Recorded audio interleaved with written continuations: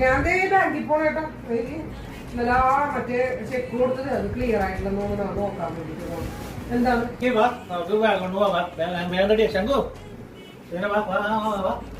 ഏകമനോ അതിപ്പോഴാ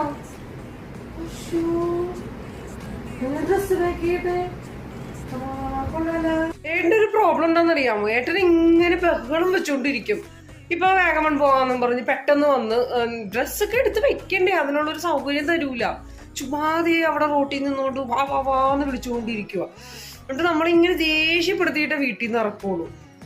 ഓ ദേഷ്യം വരെ പോലെ വായി വലിച്ച് 10-20 മിനിറ്റ് കൊണ്ടിട്ടാണ് ഈ സാധനങ്ങളൊക്കെ റെഡിയാക്കി.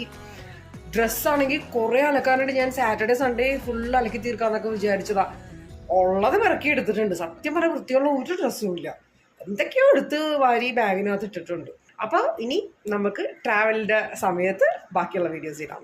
Thank you so much.